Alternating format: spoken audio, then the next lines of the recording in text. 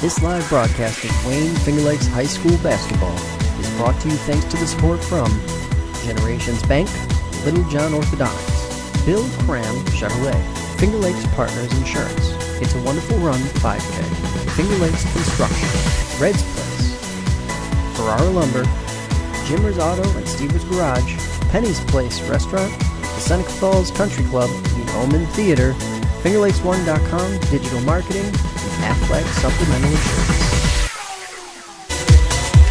And a good evening from Bloomfield High School in Bloomfield, New York for a matchup in the Finger Lakes West tonight on Wayne Finger Lakes Basketball on Finger Lakes 1. A battle of unbeatens in league play as the Bloomfield Bombers play host to the defending FL West champion, the Marcus Whitman Wildcats. Hi again, everyone. I'm Brendan Harrington along with Tani Robinson as we go with our audio broadcast tonight. And a great matchup in the FL West. A wide open Finger Lakes West this year. Of course, Marcus Whitman won the league title last year, but they're trying to fill some shoes from a squad that won the league title last year. Bloomfield, meanwhile, has gotten off to a 2-0 start, Tani, including really the game of the year, a 101-99 win at Honeoye on Tuesday in double overtime where Pat Geithner put up a 50 spot, something that you do not see very often in high school basketball. No, it's not too often that you have high school basketball teams hitting triple digits. But one for the ages the other night in an exciting game for Honeoye Bloomfield. And, boy, this Bloomfield team, perennial league champs, have really been a strong team kind of historically. But actually, like you mentioned last year, Marcus Whitman, the tops of the Finger Lakes West, and this should make for a really interesting matchup tonight. Yeah, Bloomfield program that won its first sectional title in really a generation back in 2014, went 19-3 and won the C1 championship. Since then, they've been right around the 500 mark. They were 14-8 2 years ago, but poised to make a run this year under Coach John Maston, a former basketball player at Honeoye. He's also the AD at Bloomfield. Meanwhile, Marcus Whitman in league play. They've had a difficult non-conference schedule. They played Minders in that Waterloo tournament and took it on the chin in that one, 71-44. And they also played a very big Livonia team on Tuesday night and fell by 30. Had a nice win, though, at North Rose Wolcott going into the FLE. So this is a real early season game where we get a chance to kind of feel out both of these teams and see maybe how things might shake out a little bit in the FL West. Yeah, certainly early on in the league season. You referenced that Minders game with Marcus Whitman a couple weeks ago, and really Marcus Whitman struggled with turnovers in that game, close to 30. I think they had 29 turnovers versus Minders, and Whitman the last couple of years under Coach Connors has really pushed the tempo of the basketball. We're this year after that that game, looking to slow the pace down a little bit, play a little bit more control tempo where you mentioned Bloomfield scored 101 points the other night. This is a Bloomfield team that really likes to push the tempo. Yeah, that was a high-scoring game even without the overtimes. In fact, Bloomfield fell behind, Tani, 19-3. We're down 23-10 at the end of the first quarter. They scored 29 points in the second quarter to get back into it. And then, obviously, things went bananas in the overtimes. Honeoye hit a three-pointer at the buzzer at the end of the first overtime and had a shot to win it at the end of the second overtime. But Pat Geithner, whose grandfather used to coach the Minders football team, Dave Geithner, had 50 points. And I think the most unbelievable part of that, Tani, is he only hit 2 three-pointers and hit 4 free throws. It was mostly getting to the basket and points in transition that got him that 50 points. Did it the old way, the old-fashioned way. And also, Alex Roche chipped in. When I say chipped in, normally 25 points would be the headliner, but he had 25. So two guys scored 75 of the 101 points. That's 75%, Tani. And just to break down the math for you a little bit there.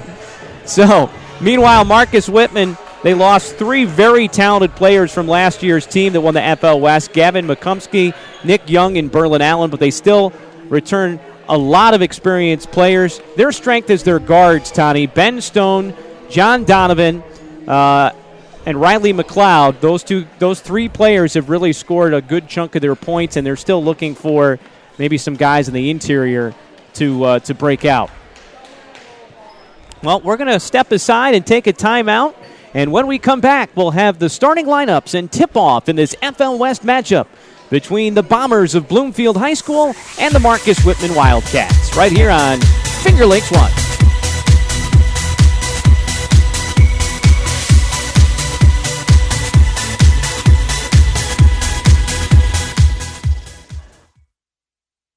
Federal loans not enough to cover the cost of your college education? The private student loan available through Generations Bank can be the answer to your funding needs. Learn more online at mygenbank.com or call 315-568-5855. Generations Bank, with locations in Auburn, Farmington, Geneva Phelps, Seneca Falls, Union Springs, and Waterloo. Be sure to check out their mobile banking app or visit them online at mygenbank.com. Dr. Littlejohn and his outstanding orthodontic team share a common goal: to ensure the overall wellness of each patient through their orthodontic care. They utilize the latest technological advances in the orthodontic industry, including digital scanning and Invisalign.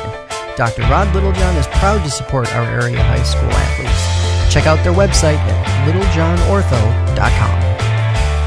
Bill Cram Chevrolet on Route 5 and 20 between Seneca Falls and Waterloo, where your car buying is fast, fun, and easy. Mention you saw them on fingerlakes1.com and receive a $250 credit to use towards the purchase of any new or used vehicle.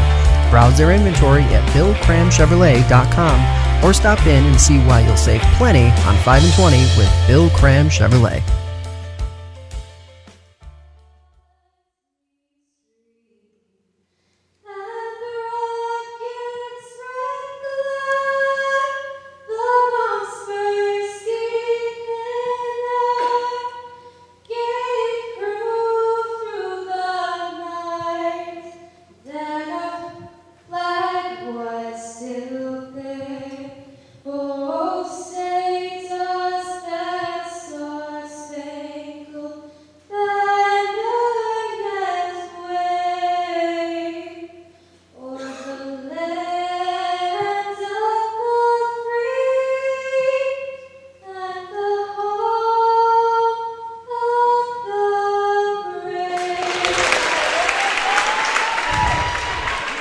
Back at the Bomber Barn in Bloomfield as we get ready for this FL West matchup between Marcus Whitman and Bloomfield. Brendan Harrington along with Tani Robinson, Jim Sinacropi, our producer and director, Jeremy Hunt on camera.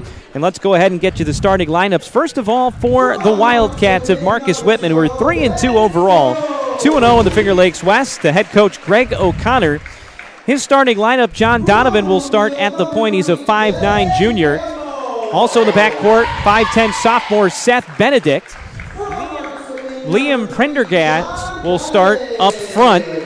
He's a 6'4 sophomore forward. Also Riley Mcleod is going to start as the 5'11 senior. And rounding out the starting lineup, Ben Stone, the 6'2 senior forward. So it's Donovan, Benedict, Prendergast, Mcleod, and Stone for head coach Greg O'Connor. Meanwhile, for the Bloomfield Bombers, they're 2-1 overall, 2-0 in the Finger Lakes West. In the backcourt, starting at the point is Tanner Kimball. He's a 5'10 junior guard. The two guard is Pat Geithner, 5'9 senior, who scored 50 points on Tuesday night in that 101-99 win in double overtime. Also starting Alex Roche as a third guard. He's a 6'2 junior, had the 25-point performance against Honeoye. And then on the front line, it'll be Mitchell Bliss, a 6'2 junior forward, and Devon Campbell, a 5'11 junior. So the starting lineup again for Bloomfield, it'll be Kimball, Geithner, Roche, Bliss, and Campbell for John Maston, the head coach for the Bombers. Starting lineups being introduced here at Bloomfield High School. Pretty good crowd on this Thursday night. Marcus Whitman will be in their road navy blue uniforms with white and gold trim, gold numerals. Bloomfield in the home whites with royal blue trim and numerals. Bloomfield on the front in block lettering. Whitman on the front of the visiting jerseys in gold block lettering. Teams exchange pleasantries as we get ready to get things underway. We are located right on the corner, so Whitman will be coming from right to left and almost right at us, while Bloomfield attacking the hoop to our right. Feel like it is a ways away down on the other end. And the tip-off coming up between Alex Roche of Bloomfield and Liam Pendergrass of Marcus Whitman, and it will be Bloomfield basketball to start off. They're going to look to push Campbell all the way to the basket and could not finish as it hit the underside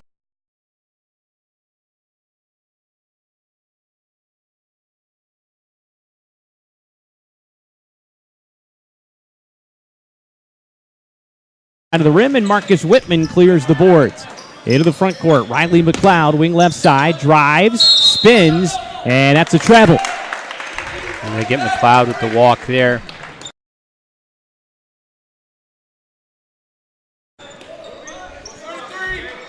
Whitman setting up from a little bit of man pressure. So some light pressure. Bloomfield will try and push it up the floor, and that deflected out of bounds. It will stay with Bloomfield with 26 of the shot clock as they'll inbound right at mid-floor. Not a lot of room between the sideline and the scorer's table, and on that inbound, Devon Campbell almost stumbled right into the floor. They did get it in, down to 15 on the shot clock. This is Pat Geithner, only 5'9", drives into the lane, lost the handle, and it's dug out of there by Whitman. Pendergrass with the outlet pass to Benedict. Takes it top of the key. Now they push it around to the right side. This is John Donovan, drives baseline. Nice wraparound pass for Benedict. He's in trouble, kicks out. Mcleod for three, book it.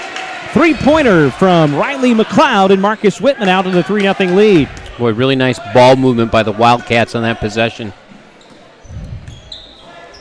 And driving to the basket on the other end, Pat Geithner, and he lays it up and in for two. So Geithner picking up where he left off in the last game.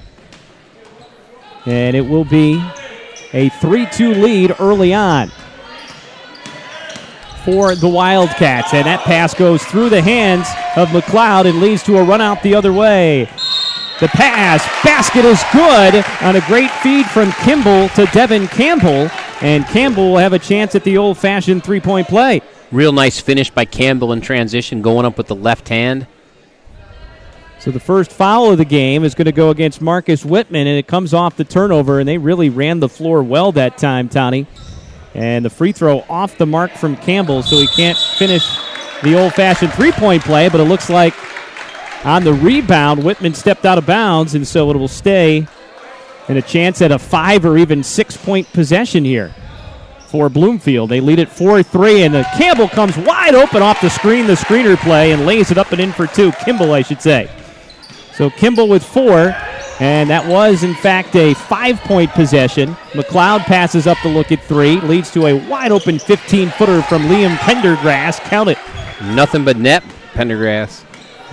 And so far, you would say the tempo favors Bloomfield. They're going to push it up. Geithner drives baseline, gets caught underneath the basket, deflected out of bounds, and it will stay with the Bombers with 6:06 left to go in the first quarter.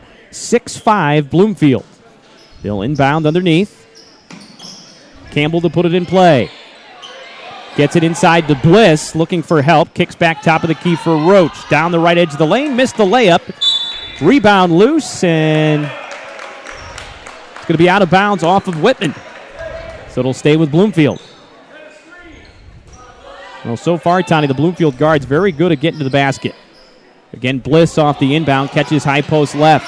Trying to plow his way to the basket. Drop step, lays it up and in with the right hand. An athletic-looking spin move by the big man, Bliss. Slow and steady wins the race with that post move. Here's another 3-ball from Mcleod on the other end, no good. Rebound and putback, 12-footer from Seth Benedict is good. Well, a concern of John Maston talking with him before the game is the rebounding. That time they did not block out. Now a turnover on the other end. Steal for Whitman. Here comes Benedict. One-on-one against Roche. Nice finish as he lays it up and in over two over Alex Roche. Seth Benedict with 4 points, and Whitman leads 9-8, and a carry called on Bloomfield point guard Tanner Kimball. And while we referenced during our pregame that maybe Whitman was going to look to slow the ball down a little bit, they've certainly been pushing the pace so far and not taking too much time on the shot clock at all. 5:16 left to play in the first quarter in an up-tempo game. Marcus Whitman leads 9-8 off the inbound, driving all the way to the basket. Mcleod, pull-up 8-footer, no good. Rebound bounces around, and Roche comes away with it. Had it poked loose Now ball loose on the floor. Roche has it and somehow able to get it to his teammate. Geithner now out of control, draws a crowd of about 4 defenders, dishes off for Campbell, and now another turnover as he threw it away. So last couple times down, Bloomfield pretty sloppy with the basketball.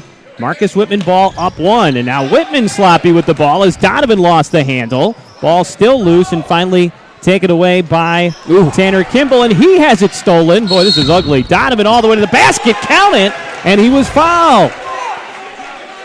Well, both teams not exactly valuing the basketball right now, but somehow out of that mess, Whitman comes away with a bucket and a chance to complete the old-fashioned three-point play. It was a rough turnover for the big man, Mitchell Bliss, who looked a little bit startled to be the only person with the ball in the backcourt, and he threw it right into the hands of the defender. And timeout called by John Maston and the Bloomfield Bombers. So they will use the first of their timeouts, and we'll remind you that this live presentation of Wayne Finger Lakes High School basketball is made possible through the support of Generations Bank. Are you ready for a new financial partner? Did you know that Generations is a full-service financial partner? Generations Bank was founded in 1870 and serves Cayuga, Seneca, and Ontario counties. Generations Agency is an independent insurance agency representing over 40 carriers, and Generations Investment Services offers 35 years of financial planning experience. From our MyGen mobile app to MyGen Mortgage with no down payment or PMI for qualified buyers to all your insurance and investment needs, check out the Generations way of planning for your future. So out of the timeout, chance for Whitman to complete the three-point play. John Donovan to the free throw line. 11-8 Wildcats with 4:34 left to go in the first quarter. Bends the knees, too strong off the back rim, but an offensive rebound to Whitman. Pendergrass kicks it right back to Donovan, who drives and draws the foul. Donovan will get right back to the line for a chance at another 2 free throws. And a quick second foul on back-to-back plays. Mitch Bliss picking up the personals, and so he now has 2 fouls. And so Donovan, who just missed one at the charity stripe, will head of the free throw line. This time, first shot again, too strong off the back rim. Substitution for Bloomfield. Bliss will come out, and Ryan Hawkins is now in the game. He's a 5'11 junior forward.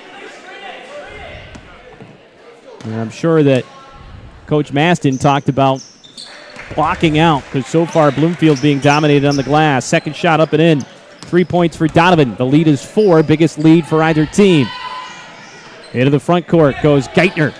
Kicks back to Tanner Campbell. Has a seam, drives, lays it up and in for 2 over 2 defenders. Real strong-looking drive by Campbell and a nice finish. Campbell has 6 of the 10 points right now for Bloomfield. 3 ball on the other end. Book it. John Donovan from the left corner. And Donovan now with 6. Little full court pressure from Whitman. Pendergrass is harassing Roche, and Roche able to get it across. 15-10 lead now for Whitman. Roche drives and draws the foul. A lot of basketball, but also body. And we'll wait and see who the foul's on. Going to result in a couple free throws for Alex Roche, 6'2 junior. Now they're going to say it's on the floor. Riley Mcleod charged with his first. Bloomfield to inbound underneath. Pass nearly stolen, and Tanner Campbell was right at the baseline, and we're going to get a foul.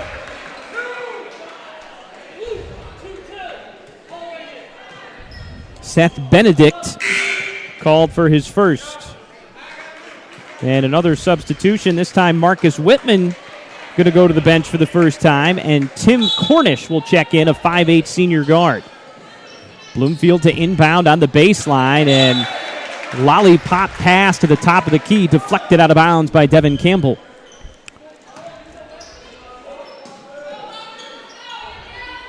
Bloomfield will put it back into play. 3:45 left to go first quarter, 15-10, Marcus Whitman. Marcus Whitman playing some good sagging man-to-man defense.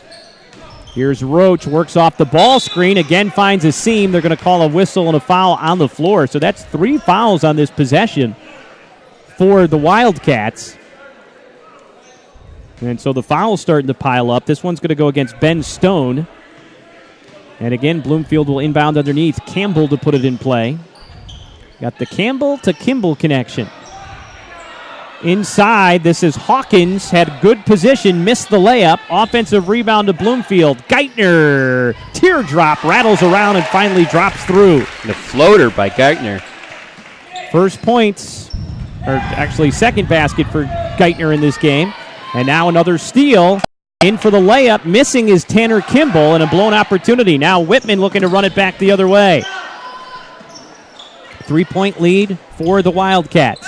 John Donovan has it at the top of the key. His pass deflected, nearly stolen, but Cornish tracks it down, penetrates, kicks it to Mcleod. Mcleod off balance, layup no good. Offensive rebound, put back is no good from Pendergrass. Gets it back again and draws the foul. A little bit of a size mismatch inside between the Whitman front court and the Bloomfield front court, as we're seeing the larger Whitman players just able to reach up over the top without committing a foul and able to snatch the rebound. Trevor Farrell is going to check in for Bloomfield as Devon Campbell will come off. And meanwhile, Liam Pendergast is going to be headed to the free throw. Foul was charged to Geithner, his first. So still 2:52 left to go in the first quarter. 3-point lead for Whitman. Two teams have already combined for 17 fouls. First free throw rattles out. Whitman now just 1 for 4 from the free throw line, leaving some points at the charity stripe.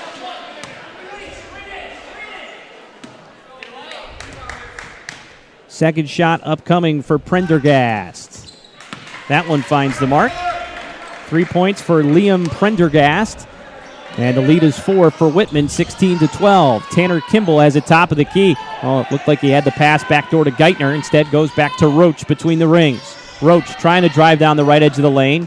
Cut off, kicks it back. Campbell pull up 18-footer.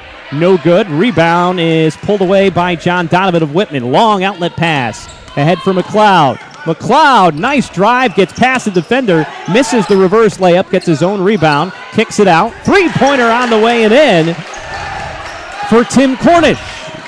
So Cornish with the 3 ball off the bench, and biggest lead for Whitman. It's 9 at 19-12. Campbell drives, cut off, kicks it to Geithner, wing right side. Spin dribble and stripped loose on the ground, dug out by Whitman. Great defense that time by John Donovan. Donovan now gets it back on the offensive end. Cut off on the right baseline, kicks it out. Another 3 ball from Cornish. This one an air ball, kept alive, however. Layup missed by Ben Stone. It was kept alive by Prendergast, and the rebound to Bloomfield. Down 7 with the ball. We're going to have a whistle and a foul in transition as Roche tries to take it all the way to the basket. Fast pace early on in this FL West game. A lot of up and down. Been impressed so far by the hustling defense of the Marcus Whitman guards. Have been active defensively, created a lot of turnovers. Chris McCann will check in for Marcus Whitman. Ben Stone will come off. Yeah, you can definitely see how this Bloomfield team got to 101 points. Then you may think, oh, it's double overtime. Well, even, remember, the overtimes are just 3 minutes long in high school. You can also see how they gave up 99. Very true. 1:35 left to play in the first quarter. Bloomfield basketball. Between the rings, this is Trevor Farrell. Cut off, kicks it back for Campbell. Back over to Roche. Roche, wing right side. Had it stripped, got it back, drives, body. Missed the runner from 8 feet. No good. Rebound comes all the way out. And Cornish had it, but then he lost the handle and another turnover. Here comes Bloomfield back the other way. And the pull-up teardrop. Couldn't see on the other end who that was. It was Geithner. It was Geithner. Again, we're way down on the other end. So Geithner with the basket. I have him with 6 now. And the lead is 5. Good no-look pass from Cornish to to Pendergrass, who lays it in for the 2 points. Yeah, Pendergrass has really been sort of inserting his will inside, taking control. And I'll tell you, Tim Cornish has been igniting a little bit of a fire here off the bench. He's had that 3-pointer, and that was a great no-look pass. Now down on the other end, another guy who came in off the bench, Trevor Farrell, with a wild shot off glass and nothing else, and the rebound comes down to Whitman. Up 7 in transition. They make the extra pass. 3 ball on the way and in from Tim Cornish. Boy. And the lead is double digits for Marcus Whitman. And Cornish knew it as soon as he shot. He was running the other way. He had a quick little release there, didn't he? It was a nice stroke. Tim Cornish, the 5'8 senior guard. Meanwhile, Roche spins, tries to dish it off to Ryan Hawkins, and a whistle and a foul, which is 12.6 left here in the first quarter. 24 points in this opening frame for the Marcus Whitman Wildcats as they lead it by 10. Whitman foul is on Cornish, already the team's 6th. Inbound pass to Farrell. Dribbles it back to the wing left side, just 8 seconds now left on the game clock. Geithner double pumps, missed it off glass. Rebound Whitman, and probably not going to get a shot off, and they'll be fine with that, as they will take a 10-point lead into our intermission at the end of the first quarter. 24-14, Wildcats. Stay with us right here on Finger Lakes 1.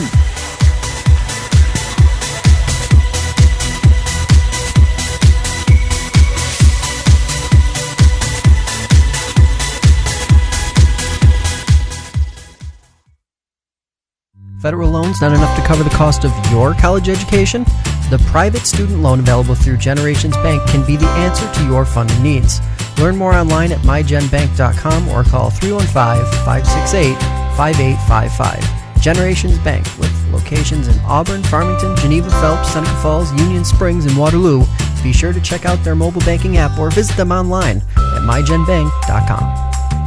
Dr. Littlejohn and his outstanding orthodontic team share a common goal: to ensure the overall wellness of each patient through their orthodontic care. They utilize the latest technological advances in the orthodontic industry, including digital scanning and Invisalign. Dr. Rod Littlejohn is proud to support our area high school athletes. Check out their website at littlejohnortho.com. Bill Cram Chevrolet on Route 5 and 20 between Seneca Falls and Waterloo, where your car buying is fast, fun, and easy. Mention you saw them on fingerlakes1.com and receive a $250 credit to use towards the purchase of any new or used vehicle. Browse their inventory at BillCramChevrolet.com or stop in and see why you'll save plenty on 5 and 20 with Bill Cram Chevrolet.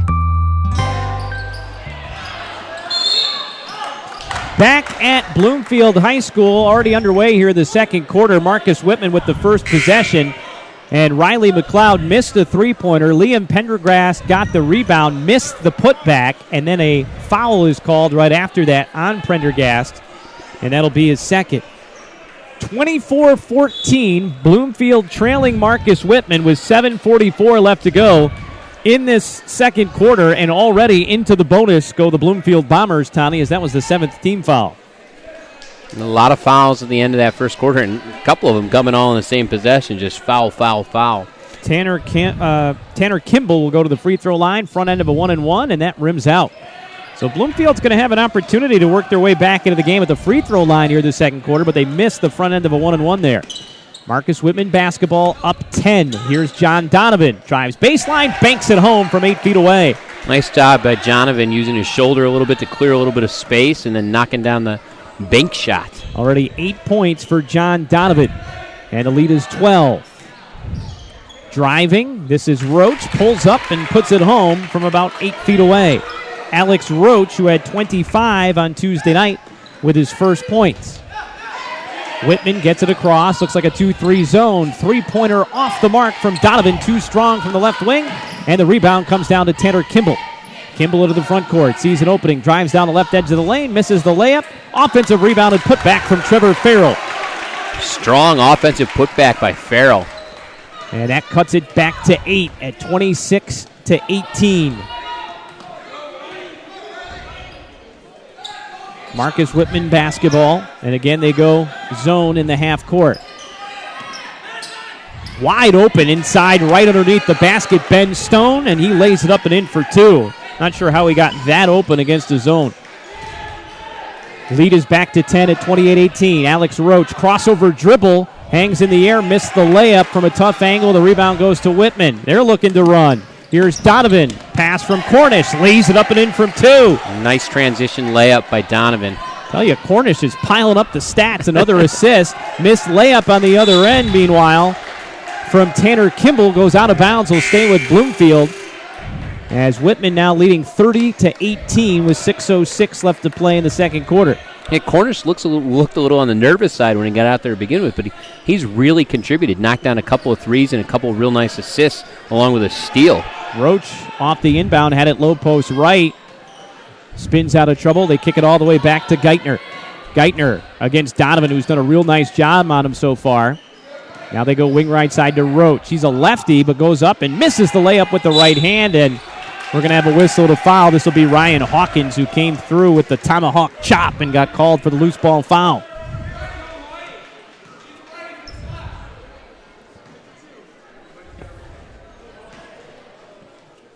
.5:48 to play, first half, 30-18, Marcus Whitman. Looks like a 1-3-1 zone. Thought it was last time from Bloomfield, and shot missed from Whitman on the 3 ball, but an offensive rebound from Mcleod. He missed. Another offensive rebound, this one dug out by Donovan. Whitman continues to dominate the glass. Donovan pull-up 3 was short all the way. Ball batted around. Caught by yours truly. That's the second straight game I've made a catch. I made an incredible one-handed catch while doing PA for Red Jacket the other night. We're going to have a timeout. It went out of bounds. And we'll keep it right here with 5:25 left to go in the half. 30-18, Marcus Whitman. And the rebounding statistics seem to really be tilted to this Marcus Whitman team. They're getting 2, 3, I think sometimes 4 shots in a possession hitting that offensive glass. And Coach Maston referenced before that he's worried about his team's ability to rebound the basketball. And after we saw some foul trouble early on from Mitchell Bliss, Bloomfield's biggest player, had to come out of the game, we've certainly seen Marcus Whitman kind of make their way inside. Have gotten some easy looks at the basket and piled up a lot of offensive rebounds. Did we catch who called that timeout? I was too busy basking in the glory of coming up with that catch. All right, we'll check at halftime. I'm pretty sure it was Whitman, but we'll check. Whitman will inbound after the deflection went across the baseline. They get it in. Again, 1-3-1 zone for Bloomfield. Tim Cornish still in the game. Has it at the top of the key. Has an opening in the left seam. Now kicks it in the corner. Donovan had the 3. Passes it up. Drives. Kicks it. Cornish from downtown. Left it short. And the rebound pulled down by Bloomfield. Trevor Farrell. Farrell ahead. Devon Campbell all the way to the basket. Missed the layup. And the rebound to Whitman. Nice job by the officials allowing there to be a little bit of contact, letting the players play in transition. Bloomfield has been able to push it, but haven't been able to finish in transition necessarily. Cornish bulldogs his way to the basket, but can't finish. Rebound to Bloomfield. Here they come back the other day. Geithner tried to bounce pass while the kick on John Donovan. We're noticing Donovan kind of bending over, holding the knees there. He's been running up and down the floor and been guarding Geithner and doing a heck of a job, but he's a little winded right now.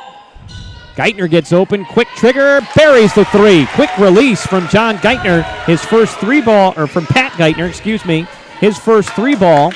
He has 9, and the lead is 9 for Marcus Whitman. They've extended the 1-3-1 in the half court now. They enter the ball high post. This is Chris McCann, kicks it out. Donovan for 3. John Donovan with the answer, his second 3 of the game.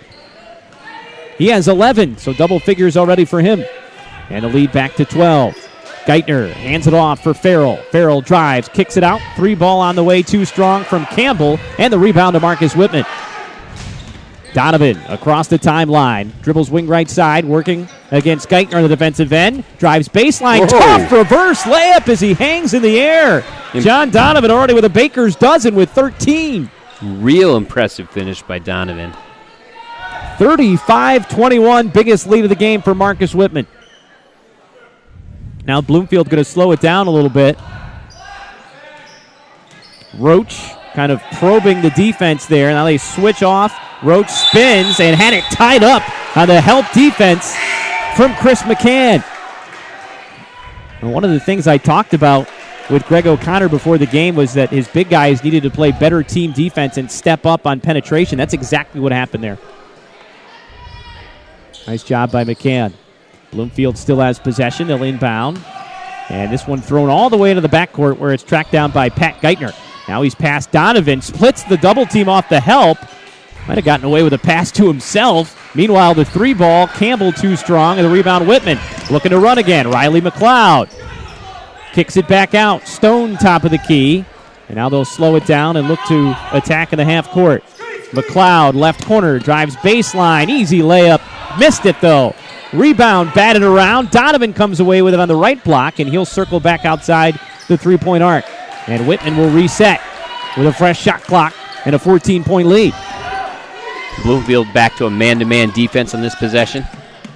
Cornish kicks it now, wing left side for Skylar Bredesen.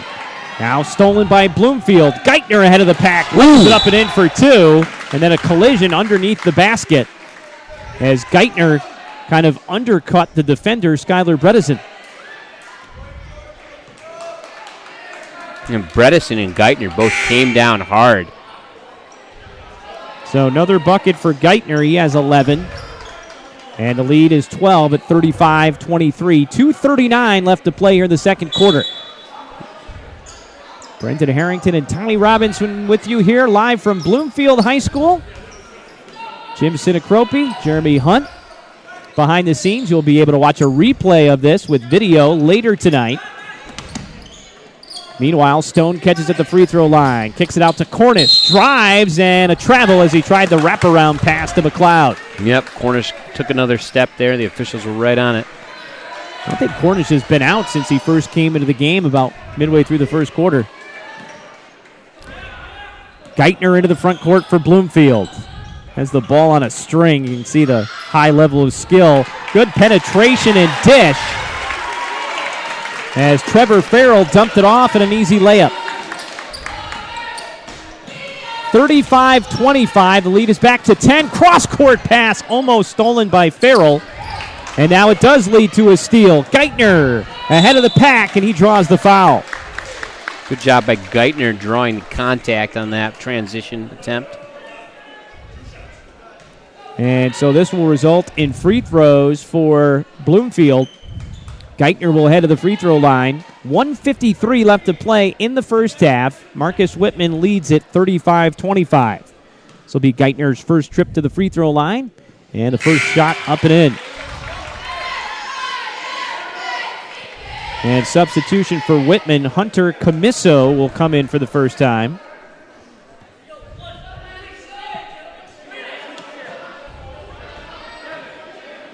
Second shot for Geithner. Finds the mark. 13 points for Geithner, 13 for Donovan on the other side. And meanwhile, Whitman leads by 8. Here's Cornish, has it wing right side, trying to work off the ball screen from Camiso, who pulls up awkwardly and hits the three. High arcing three-pointer. Did not appear to be a good shot. That was a no, yes. Hey, he just wants to get involved off the bench. Meanwhile, driving on the other end, this is Devon Campbell, and he draws the foul. When the fouls continue to pile up for this Whitman Wildcat team. That's going to put him into the double bonus, though this was on the shot, so it'll be 2 shots here. So 2 shots the rest of the way now. And to the free throw line, Devon Campbell, and the first free throw up and in.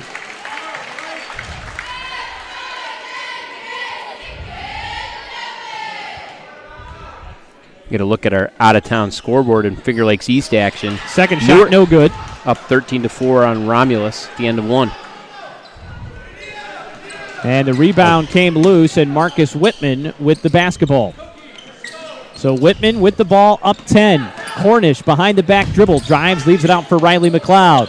Mcleod picks up the dribble, looking for help, back to Cornish, fires inside to Donovan, nearly stolen, missed the wide-open bunny, and it goes out of bounds. Yeah, Donovan with the chippy there. Oh. Correction, Newark leading Geneva in Romulus. Geneva's gym being renovated. Boy, remember that bucket right there. Would have pushed it to 12. Donovan goes for the steal on Geithner. Geithner gets it back. Then driving baseline. Kimball reverse layup. No good on the rebound to Marcus Whitman. And now Donovan will slow it down. 45 seconds left to play in the half. 38-28 Whitman. Cornish has it in the corner. Drives baseline. Holds off the defender. Kicks it out to Mcleod. Spin dribble. Scoop shot. No good. A circus-type attempt. Oh, we're out of mustard already. Meanwhile, Geithner goes to the other end. He can't finish the layup. Offensive rebound, put back, no good from Farrell. He airballed it. Maybe got a piece of it at the defender there. It's tough to tell from this angle. Again, what happened way there. down on the other end, but the rebound cleared by Whitman, and they can hold for the last shot. The way that this game is going, we'll probably get 4 more possessions here. 10 seconds left. Mcleod with the behind-the-back dribble. 7 seconds left. Mcleod working off the ball screen. Step back. 3. Book it! And that's how the first half will come to an end. That was a heck of a step-back 3 from Riley Mcleod.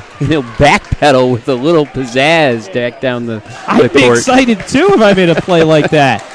Goes behind-the-back step back and buries it. And you were excited just catching a ball when you were doing PA.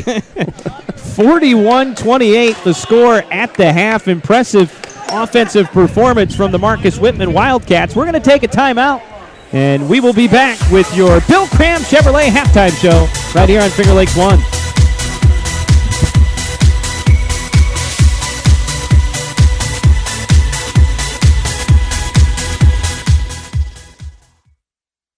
FingerLakes1.com's live coverage of Wayne Finger Lakes High School basketball is brought to you thanks to the support from Finger Lakes Partners. Insurance for your life, home, auto, and future. Trust someone who lives in your community. With offices in Geneva, Waterloo, and Victor, visit Finger Lakes Partners online at FingerLakesInsurance.com. Ferrara Lumber and Building Supplies. Ferrara Lumber has been a fixture in the Seneca Falls area for almost 60 years. Start planning your next home improvement project at FerraraLumber.com. Ferrara Lumber, supporting local high school athletes since 1959. Finger Lakes Construction Company is the #1 post-frame builder in New York State, providing complete building packages for a wide range of construction, including personal garages, commercial office complexes, municipal, equestrian, agricultural, dairy facilities, pole barns, and more. Visit them online at fingerlakesconstruction.com. The It's a Wonderful Run 5K Committee. It's a winter run like no other. Check out race videos, sign up for the next race, and learn how to get involved in the most popular holiday run around at itsawonderfulrun5k.com. Red's Place, serving great lunches daily in downtown Seneca Falls.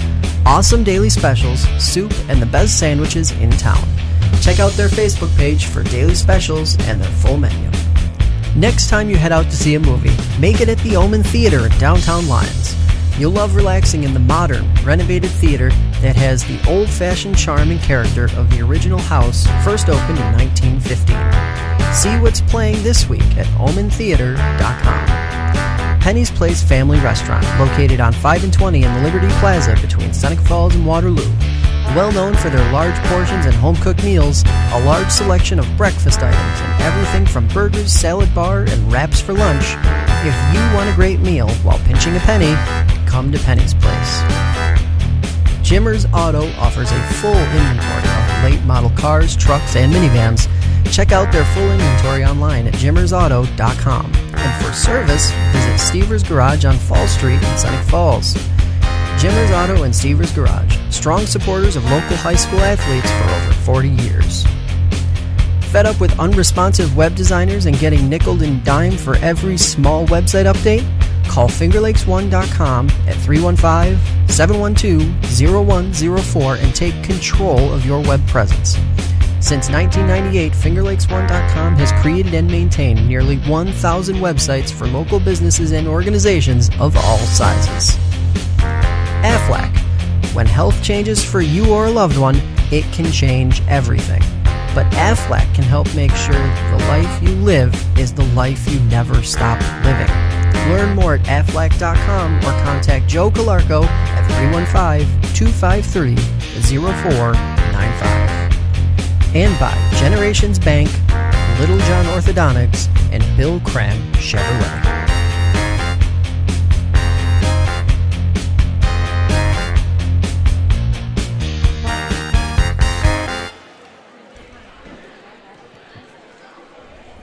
Brendan Harrington, Tony Robinson back with you from Bloomfield High School, where we are at halftime. Our halftime show brought to you by Bill Cram Chevrolet. 41-28, Marcus Whitman with a 13-point lead. Bill Cram Chevrolet on routes 5 and 20 between Seneca Falls and Waterloo, where car buying is fast, fun, and easy. Mention you saw them on FingerLakes1.com and receive a $250 credit to use towards the purchase of any new or used vehicle. Browse their inventory at BillCramChevrolet.com or stop in and see why you'll save plenty on 5 and 20 with Bill Cram Chevrolet. Also want to remind you, the Upstate Hoops podcast with Jim Sinacropi coming up this Sunday morning at 10 a.m., and he's got the 50-point man as his guest this week. Pat Geithner, who had that 50-point performance against Honeoye in a double overtime win on Tuesday night, will be with Jim. Again, that's 10 a.m., the Upstate Hoops podcast on Sunday morning right here on Finger Lakes 1. Well, Tony, Pat Geithner finished with 13 points in the first half for Bloomfield, but defensively, Bloomfield letting Whitman get to the basket pretty easily. A 41-28 lead for the Wildcats here at the half. Yeah, a lot of turnovers created, part of that deficit, and certainly the offensive rebounding as well. Yeah. Is that the Marcus Whitman front court really able to kind of have their way inside, hitting the offensive glass, getting a couple of shots in every possession, and the guards from Whitman are doing a nice job rebounding also, as Donovan's doing a good job hitting the boards, and so has Riley Mcleod. Just large, aggressive guards that are doing a good job of following their shots and putting pressure on this younger Bloomfield team. On the other side of the ball, Geithner coming off his 50-point performance the other night, got a quiet 13 tonight. I think that Bloomfield's got to find a way to get him the ball a little bit more often. He's being shadowed by Donovan, who's playing some good pressure defense. I'd love to see that Bloomfield squad run some off-the-ball screens for him to get him open. Most of his shots have come through him creating off the dribble. Despite all those fouls in the first half for Marcus Whitman, nobody with more than 2 fouls and just 5 free throws from Bloomfield. They were 3 of 5 from the free throw line. So now, of course, everything will reset here in the second half, but felt like in the second quarter maybe Bloomfield would be able to take advantage of that. Looking at the statistics from the first half, we told you Bloomfield 13 points from Pat Geithner. 6 other players have scored, but nobody with more than 4 points. Tanner Kimball had 4 points, 3 points for Devon Campbell, and then 2 points for Alex Roche, Trevor Farrell, Sam Brocklebank, and Mitchell Bliss for a total of 28. So for Bloomfield, they had 14 in the first quarter, I should say, and then 14 in the second quarter for a total of 28. Meanwhile, Marcus Whitman, John Donovan leads the way with 15 points. And then the next highest scorer is Tim Cornish with 6. 5 points for Liam Prendergast. And then 3 points for Ben Stone, Riley Mcleod, who hit that 3 right at the end of the half, and Hunter Camiso, who also had a 3 in the second quarter. So Whitman with the 24 points in the first half, and then they followed that up with 24 points in the first quarter, and then 17 points in the second quarter, and that adds up to a total of 41. So that's your tail of the tape here in this halftime show. Are we going to keep it here, Jim, or you want to take a quick time? Well, let's take a quick timeout, and we'll come back, and we'll have all your second half play-by-play action. Again, the score at the half, Marcus Whitman 41 and Bloomfield 28.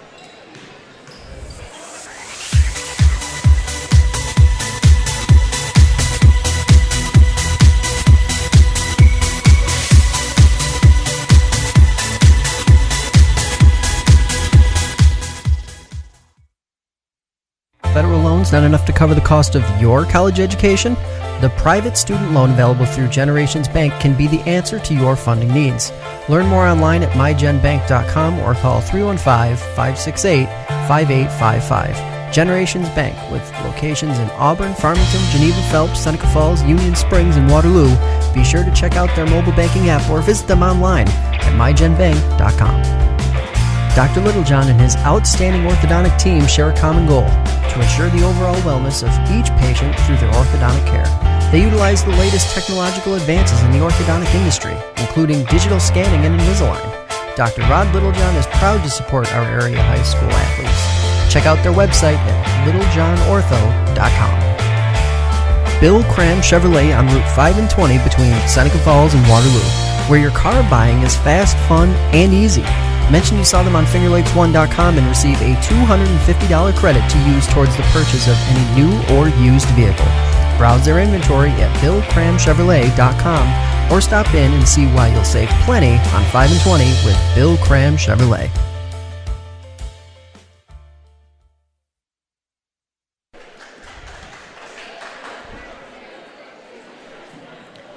Back at Bloomfield High School on this Thursday night as we get ready for the second half and this Finger Lakes West matchup between Bloomfield and Marcus Whitman. Again, both teams undefeated in league play at 2-0. Bloomfield 2-1 overall. Marcus Whitman 3-2. And Tony, what do you think John Maston had to say to his crew at halftime? Probably to protect the basketball, rebound a little bit better, and play a little bit better transition defense. There's a couple games in a row now where his team has gotten off to a slow start. We told you on Tuesday night against Honeoye they fell behind 19-3, 23-10 at the end of the first quarter. They trailed by 10 here tonight at the end of the first quarter, but unlike the other night in Honeoye where Bloomfield was able to get back into it in the second quarter, tonight that lead actually grew to 13. Whitman will open up with the basketball to start the second half. They'll have their starters back out there. Stone, Donovan, Pendergrass, Benedict, and Mcleod. Another offensive rebound by the Whitman team. Missed the shot off the bat, but got the offensive rebound. And the teardrop runner from Benedict almost got a very lucky roll. And the rebound still loose and finally tracked down by Geithner. Bloomfield moving from right to left here in the second quarter, coming right at us. And Geithner had it stripped, goes out of bounds off of Whitman, and the Bombers will inbound. Good strip by Benedict as he was able to get the hand in there and pull it away from Geithner. Devon Campbell to put it into play. And nice cut by Tanner Kimball, but can't finish with the left-handed layup. Offensive rebound and another missed layup from Mitch Bliss. Well, if you're going to get back into the game, you got to hit those shots. Bliss, we saw early on in the first quarter, picked up a couple fouls and sat down most of the rest of the half. And we'll have a whistle to foul. A hand check on Tanner Kimball guarding John Donovan. That'll be on the floor. It'll be the first on Kimball. And Whitman will inbound on the sideline. Seth Benedict, who didn't play a whole lot in the first half because Tim Cornish came in and did a heck of a job. Cornish will start off with the bench here. And now a turnover from Riley Mcleod. Dribbled it off his foot. Yeah, trying to split that double team. On the other end, Campbell drives baseline, drives, kicks it to Roche. Roche trying to weave his way through the defense and had it stripped and goes out of bounds. He just looks really hesitant, like he can't make up his mind on what he wants to do tonight. Yep, when he caught the ball, looked like he wanted to shoot, and then he drove, looked like he wanted to pass. Just 2 points for Roche at 25 on Tuesday night. Inbound pass. Geithner gets past the defender, draws the defense, kicks opposite corner, and the three ball in from Devon Campbell, but all set up by the penetration of Pat Geithner. 6 points for Campbell. The lead is 10. Marcus Whitman able to get it across. Prendergast goes wing left side for Donovan. Lobs up top to Prendergast again. Reverses wing right side. Benedict pull up top of the key. Almost banked it in. Rebound out of bounds off of Liam Prendergast, who came leaping in from across the lane but couldn't control it. Benedict been pretty trigger happy early on in this second half as he's taken a lot of shots quickly. Great penetration. Campbell dishes to Bliss but missed the layup. Missed layups just killing the Bombers as they try and come back. Yeah, 2 chippies for the big man Bliss. Had good position, just not able to convert on either. Seth Benedict dribbles wing right side, goes to Donovan back up near the Bloomfield B at mid-floor, their center logo. Donovan now gets it back. 3 ball from the left corner, pulls up and nails it. 18 points now for Donovan. And the lead is 13, Bloomfield basketball. Bobbled by Devon Campbell, down the right edge of the lane, picks up his dribble, leaves it for Geithner, drives baseline. Passes back to Campbell. Drives, missed the layup. Rebound loose. Campbell trying to come away with it, but it's going to be dug out by the opposite number 3, John Donovan. Donovan into the front court. Entry pass, high post left, Prendergast. Backs it away for Stone. Stone between the rings, kicks it off. Here's Benedict, pull up. And Benedict finally gets one to go here. Just inside the three-point line, so it's a long 2. First bucket of the second half for Benedict. He has 6. And now a steal. Donovan has the angle on Campbell all the way to the basket, lays it up and in, and he was fouled. Boy, a little bit late with the foul call. John Donovan already with 20 points now, and he will head to the free throw line with a chance to complete the old-fashioned three-point play. So we came in highlighting the scoring of Pat Geithner from the other night. Right now, John Donovan with a chance to really put up a monster point total. He's already at 20, but he misses the free throw badly. Oh, and defensively, Donovan's also been shadowing Geithner all night, making it difficult for him to score. He's just Donovan 1 of 4 at the free throw line. Geithner drove baseline, but his pass was tipped and stolen. Mcleod trying to dribble through traffic. He lost it. Bloomfield back with it. Campbell 2-on-2. His scoop shot rejected by Prendergast. Comes all the way back out to Roche. High arcing three is good. Just like they drew it up, right, Tony? Boy, Bombers needed that basket as things were starting to look like they were about to get out of hand. Lead was up to 17 at 48-31.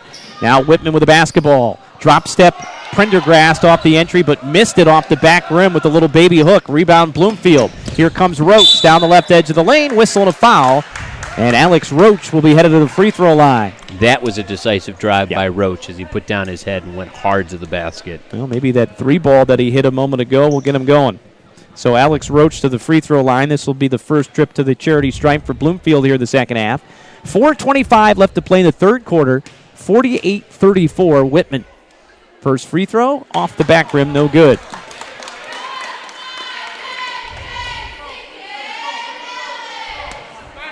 Bloomfield just 3 of 6 from the free throw line. Actually make it 3 of 7 now. They were 3 of 6 in the first half. Second shot. Up and in. So Roche with 6 and the lead is 13 at 48-35. Against the full court pressure, able to break it, and the pass from Benedict, layup missed by Prendergast, gets his rebound, kicks it out to Donovan, 3-ball no good. Another offensive rebound, Benedict, and he draws the foul. Boy, and the offensive rebounding woes continue for this Bloomfield team as they're again giving up 3 different shot attempts on that possession. You know, the Bombers don't have a ton of size, Tony, but neither does Marcus Whitman. Now, the Marcus Whitman guards are a little bit bulkier, and they're just seeming to be a little bit more active, really chasing after that basketball. And the first free throw short from Seth Benedict. It has not been a free throw shooting clinic thus far tonight in East Bloomfield. And we're going to have a substitution. Trevor Farrell will check in for the first time for Devon Campbell. One more free throw upcoming here for Seth Benedict. Now the way the gym is set up here at Bloomfield, you have bleachers all across from the team benches, and then you have a set of bleachers behind the basket on the other end as Benedict misses the second free throw. So that never makes it easy for the visiting team when they're shooting into the student section. On the other end, meanwhile, Geithner drives baseline, and we're going to have a foul on the floor. Going to get Ben Stone. Still a lot of time left in this game, Tony. I know it's a 13-point lead, but we know Bloomfield's explosive. Roche has to use the outlet man, Bliss. He'll quickly get rid of it and get it to a guard. And the Bombers can certainly score enough points. It's a question of whether or not they can get some defensive stops to close this gap. Tanner Kimball dribbles with the right hand, crossover dribble down the edge of the lane. Scoop shot, lays it up and in for 2. One of the best drives we've seen tonight from Tanner Kimball. Boy, real nimble-looking finish, too. 6 straight points after the lead was 17, makes it an 11-point game. Donovan weaving through traffic, and not a good shot, but guess what? Loose ball picked up by Marcus Whitman, Seth Benedict, and a foul. Benedict really been all over that offensive glass. I mean, that ball was loose for a while, just Bloomfield not getting to the basketball. When Bloomfield's been in man-to-man defensively, and it's typically a little bit easier to box out and prevent your man from getting the ball, and struggling with it tonight as the guards don't seem to be finding anybody. Mitchell Bliss was called for his 3rd foul. We're going to have a timeout called by Bloomfield here. Got some scores for us, Tony? Yep, we got an update from that Newark-Geneva game. Newark 22, Geneva 13 at the half. Again, that game's being held over in Romulus. FL East battle. Want to say hi before I forget to, we got some listeners, some grandparents listening in tonight and hopefully watching later. We just talked about Tanner Kimball taking the ball to the bucket with a real nice drive. His grandparents, Chuck and Diane. Check the video replay of that one, Chuck and Diane. That was a real nice finish by your grandson. I am jealous there in Florida where it is not, 14 degrees when I turned the car off and made my way inside the gymnasium. Brisk Yep. Winter hath arrived in western New York. About a week and a half before I'm heading south. But we know it's time for high school basketball season when the weather gets this cold. One of these teams is going to pick up its first loss in the FL West tonight. Both teams 2-0 in league play. An 11-point lead for Whitman. They inbound after the timeout. Oh, the pass thrown away and ball loose in the backcourt, but tracked down. Another loose ball. Whitman first to pick it up. Donovan. New shot clock after the foul. Marcus Whitman basketball. Prendergast has it high post. Leaves it back for Benedict. Drives and an offensive foul. But Benedict's been going hard to the basket. That time, nice job by the Bloomfield defensively. Establishing position, drawing the charge. That's the third foul on Seth Benedict. 48-37. Bloomfield hanging around with 3:13 left to play in the third quarter. Man-to-man defense from the Wildcats. That's what they've played pretty exclusively tonight. And Geithner lost it but went out of bounds off of Donovan. And now they're going to switch the call. And it will be Whitman basketball. Well, and while Whitman's been playing man-to-man defensively, what we've seen them doing is treating the players on this Bloomfield team differently. Is they're really pressuring the guards, making it difficult for Geithner to catch the ball, and then the other defenders underneath the basket really sagging off almost into almost like a junk defense, type of setup. Tim Cornish has come in for Seth Benedict. Again, Cornish was a real spark in the first half, and there's a carry as John Donovan tried the crossover and was a pretty obvious call there for the official, and that will send it back over to Bloomfield. They got Bloomfield for a carry in the first half, so a couple carries being called tonight. And also a prolonged scoring drought now for Whitman, Tony. They've been stuck on 48 for a while. They led it 48-31. It's now 48-37. Yeah, not since the 5-10 mark have they scored. Tanner Kimball pull-up 15-footer is pure. He has 8, and now the lead is back to single digits for the first time in a long time. It's early in the second quarter. 48-39. Here's Prendergast down the left edge of the lane, working against Bliss, who has 3 fouls. Picks up his dribble, has to avoid the 5-second count. Gets it back to Cornish. Cornish fakes the pass, drives, layup, no good. Rebound tipped, and Bliss pulls it away. It was a good ball fake by Cornish, but not able to finish. Chance to cut it to 7, maybe even 6. Geithner drives, scores, and was fouled. And here come the Bombers as they're right back in it. Well, you felt it coming. Whitman had a chance to push it back up, and we were stuck for a while at 48-37, but now back-to-back baskets for Bloomfield. Also, that's going to be a foul against Marcus Whitman, and it's going to be Prendergast's 4th. So that's a big call as well. So a 7-point game, and now Geithner with a chance to complete the 3-point play. When Bloomfield's been doing it on the defensive end as they've held this Whitman Wildcat team scoreless for the last 3 minutes. 48-42, an 11-0 run from the Bombers. Whitman needs a bucket. Donovan turns the corner, leaves it back out for Chris McCann, who's come in. McCann back for Cornish. Cornish has it wing right side, 20 to shoot, trying to work off a ball screen. That could have been a moving pick on Mcleod, and a turnover as it's thrown away by Cornish. Here comes Roche. He dribbled it off his foot, but out of bounds off of Marcus Whitman. Yeah, fortunate that Mcleod was coming from behind and ended up kicking the ball also, as he did just dribble it right off his left foot, coming right at us. Timeout, Bloomfield here. Down 6, 48-42, with 1:42 left to play here in the third quarter. We got an FL West update as Red Jackets lead Naples 45-38 at the end of 3. Well, I saw Red Jacket on Tuesday night. They led HAC, Tony, by, it was either 13 or 14 in the first half, and led by 9 going into the fourth quarter, and HAC wound up winning by 2. It's a Red Jacket team that has lost 3 games by a combined 4 points. They lost 2 1-point games earlier this year. One against South Seneca and one against Warsaw. And then they lost a 2-point game to HAC, and they're up right now on Naples by 7. Meanwhile, speaking of comebacks, Bloomfield is down only 6. They'll inbound underneath. 31 to shoot, 1:42 left in the third quarter. Inbound pass. Hawkins catches wing left side. Picks up the dribble, looking for help. Finds Geithner. Back near the timeline. 23 on the shot clock. Geithner working against Donovan. Dribbles to the wing left side. This is a zone here, looks like, for Whitman. Geithner hands off to Roche. 15 on the shot clock. Bloomfield trying to figure out the defense. Roche drives, kicks. 3-ball off the mark from Campbell. Goes out of bounds. Second time I've touched the ball today, and it will be Whitman basketball. It looks like they're maybe doing a diamond in one or a box in one and focusing on Geithner. 48-42, and pressure to the backcourt. Cornish threw it away. Turnover, layup from Tanner Campbell. And Campbell now with 10. Boy, Cornish looked really uncomfortable handling the ball there as the second guard. Now Donovan will make sure he has it in his hands as he gets it across. The lead is all the way down to 4.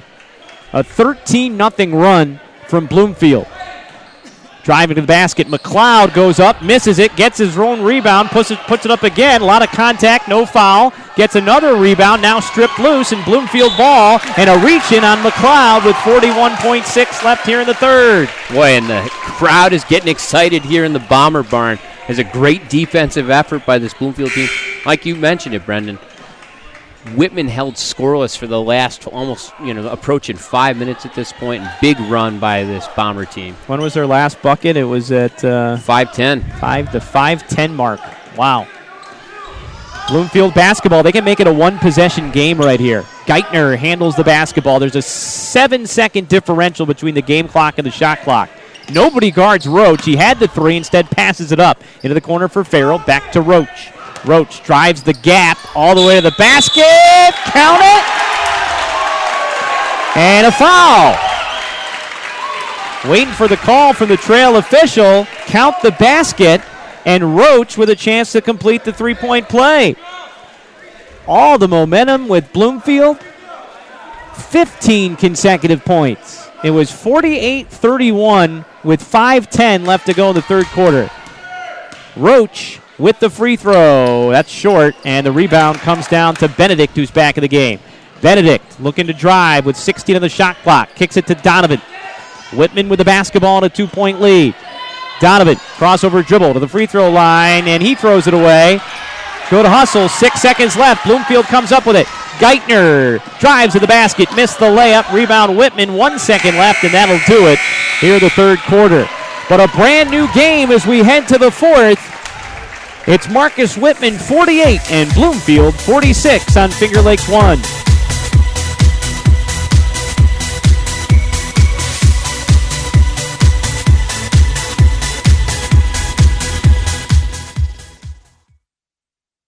Federal loans not enough to cover the cost of your college education? The private student loan available through Generations Bank can be the answer to your funding needs. Learn more online at mygenbank.com or call 315-568-5855. Generations Bank, with locations in Auburn, Farmington, Geneva, Phelps, Seneca Falls, Union Springs, and Waterloo. Be sure to check out their mobile banking app or visit them online at mygenbank.com. Dr. Littlejohn and his outstanding orthodontic team share a common goal: to ensure the overall wellness of each patient through their orthodontic care. They utilize the latest technological advances in the orthodontic industry, including digital scanning and Invisalign. Dr. Rod Littlejohn is proud to support our area high school athletes.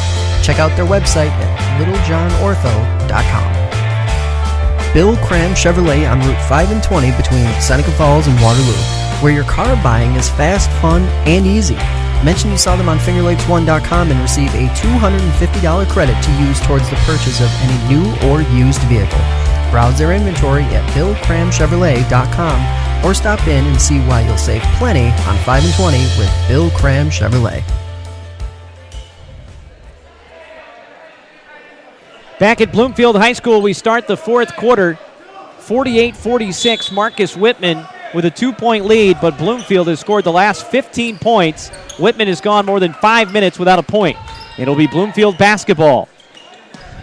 They attack the basket to our left. 2-3 zone for Whitman, so they've moved away from the man-to-man and gone to the zone here as we've moved into the fourth quarter. Flashing to the high post, Geithner had it stripped from behind, gets it back. Boy, that looked like a travel from Campbell. No call. 3-ball from the top of the key, off the mark from Roche. That would have given Bloomfield the lead, and the rebound comes down to Whitman. Pass ahead for Benedict. Whitman attacking the basket to our right. Pick and roll, and Benedict throws it away into the Bloomfield cheerleaders. And a turnover from Whitman. Yeah, Benedict was expecting Chris McCann to roll to the basket, and McCann did not roll. Bloomfield basketball, dangerous skip pass from Campbell to Roche. Roche, though, comes away with it, drives, kicks it. Campbell for three. Just missed, but the rebound bobbled and out of bounds off of Hunter Camiso of Marcus Whitman. Camiso, who didn't play a lot in the first half, out there to start the fourth quarter. Some foul trouble. Prendergast has 4 for Whitman. Inbound, Geithner open, 3 ball for the lead. No good, that was flat right out of the hand, and the rebound comes down to Whitman. 48-46, Marcus Whitman. Again, now 6 minutes without a basket, without a point. Donovan has it on the wing left side, guarded by Tanner Kimball. Steps through the double team, may have gotten away with a walk and missed the runner. And the rebound to Bloomfield. Here comes Kimball into the front court. Whitman this time goes man-to-man. Kimball drives down the right edge of the lane, leaves it back for Farrell. Farrell into the lane, but he traveled. They get Farrell with the walk there. Boy, and the scoreless drought for the Wildcats continues. 48-46, Marcus Whitman still clinging to a 2-point lead. In the meantime, Bloomfield has had some chances to take the lead, and at some point Whitman is going to come out of this funk, and you wonder if Bloomfield has missed its opportunity here maybe to take the lead. Whitman basketball. Some full court pressure from Bloomfield, but now they'll back it off. Skylar Bredesen. A lot of guys off the bench in the game right now. Bredesen has it at the top of the key, working off the ball screen from Prendergast, who just came back in with those 4 fouls. Prendergast has it between the rings. He's going to be forced to put it on the deck. Now cut off. Down to 15 on the shot clock. Leaves it back for John Donovan. Donovan deep out on the right wing. Gets past Geithner. Pick and roll. Leaves it back for Prendergast. Prendergast spins up with the left hand. Missed it. Rebound Bloomfield. Here come the Bombers. Geithner trying to look around. Well, great behind the back dribble. Weaving through traffic. And now he'll take it all the way out of the other side of the floor. Leaves it back for Roche down the right edge of the lane. Runs into Prendergast. Pulls up. Misses. Rebound Whitman. It's great defense for a guy with 4 fouls. Just went straight up. And we're going to get a timeout. And I believe Marcus Whitman has called a 30-second timeout. We get a look again at that out-of-town scoreboard, an update from Newark, Geneva. We got Newark at 30, Geneva 25 at the end of 3.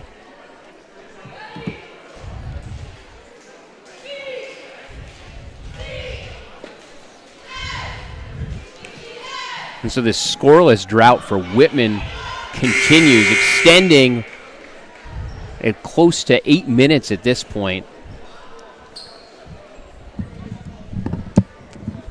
Were you okay by yourself there for a minute?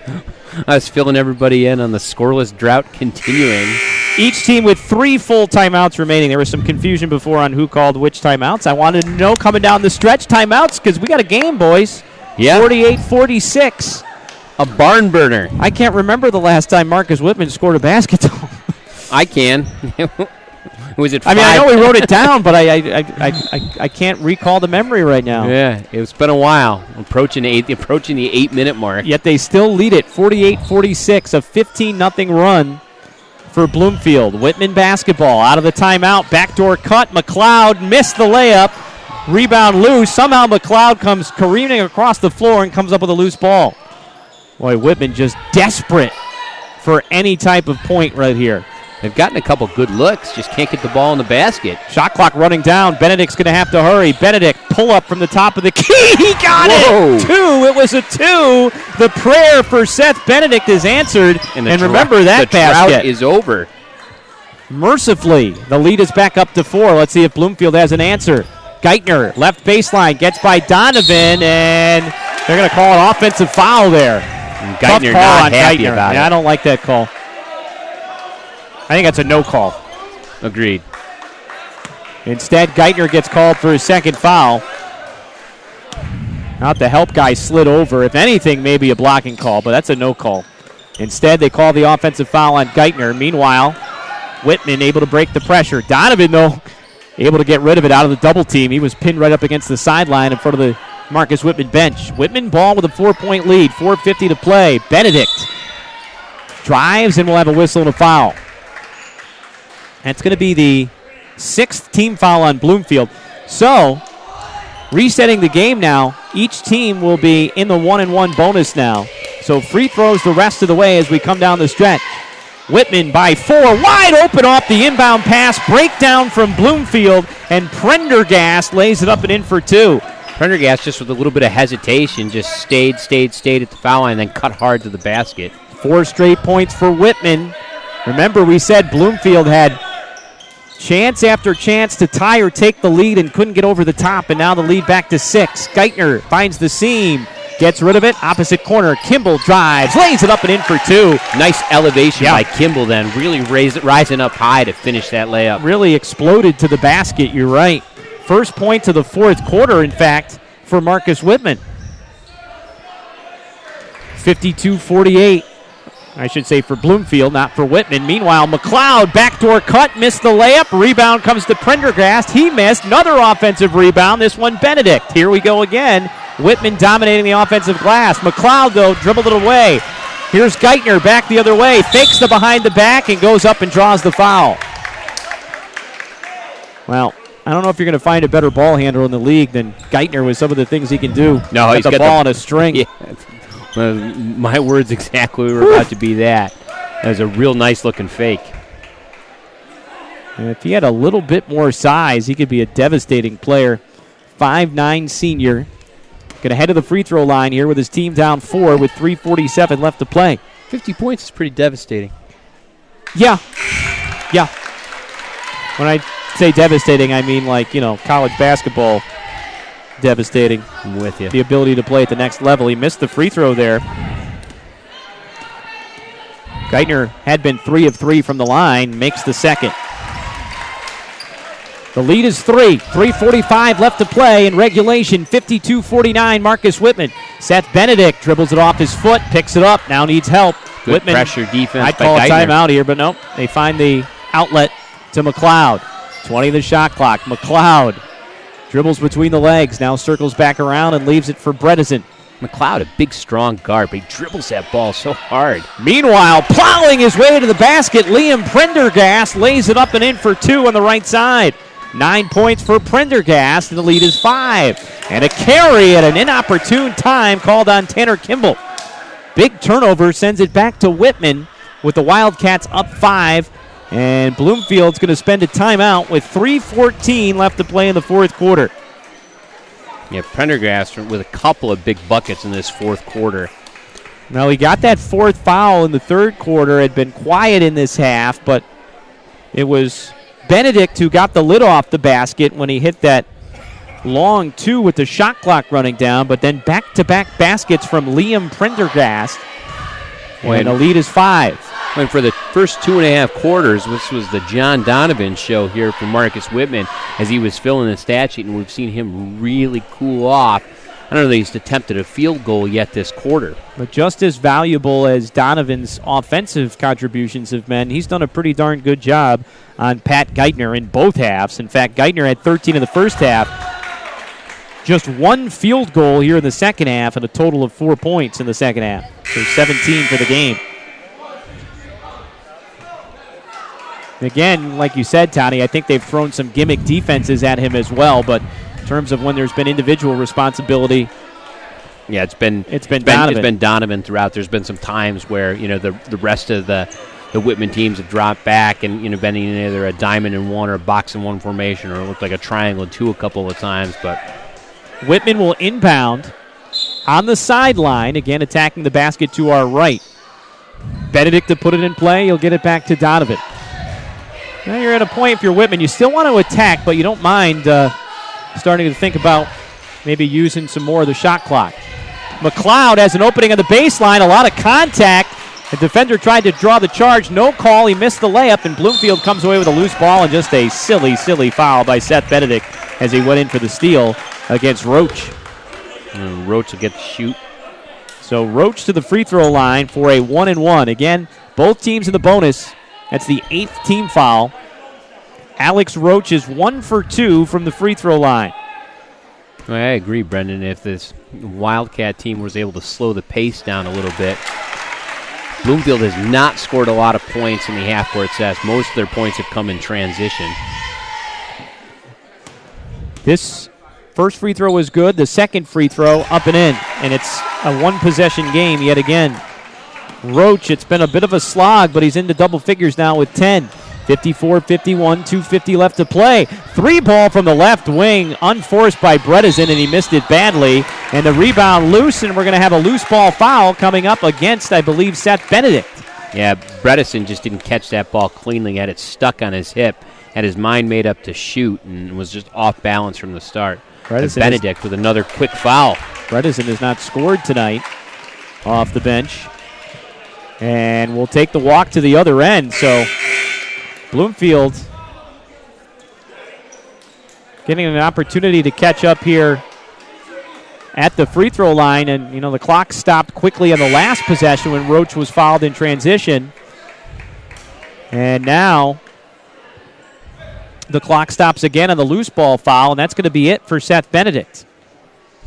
So the fifth foul on Benedict. He'll be the first player disqualified.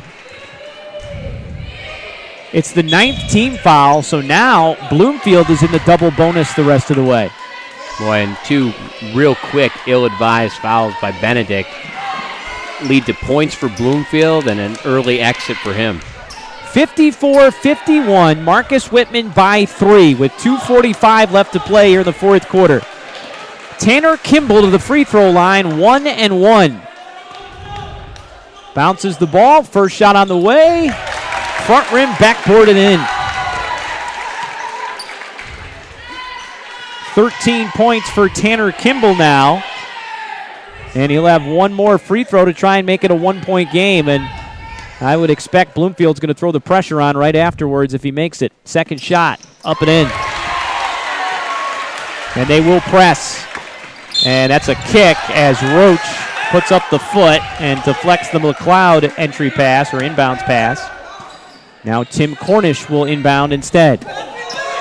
Oh, a screen knocks down Tanner Campbell, who wanted the call, but nothing. I think he just got blindsided. I think that was a good no call. 2:35 left to play. Whitman basketball up 1. Donovan deep in the backcourt. Now dribbles towards the right corner. Sees an opening on the baseline, and we're going to have a whistle and a foul against Bloomfield. And a 1-1 will be coming up here for John Donovan. But it has been a struggle at the free throw line, Tony. He's just 1 of 4 from the free throw line. He's going to need to find it in a hurry right now. Absolutely. With the fouls being the way that they are, free throw shooting is what's going to determine the outcome of this game. So 1-1. Donovan to the free throw line with his team up 1. First free throw, got it.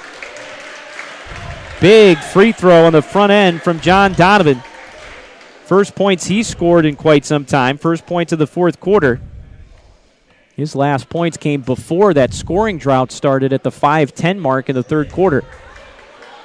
55-53. Whitman by 2. Second shot upcoming for Donovan. Got it.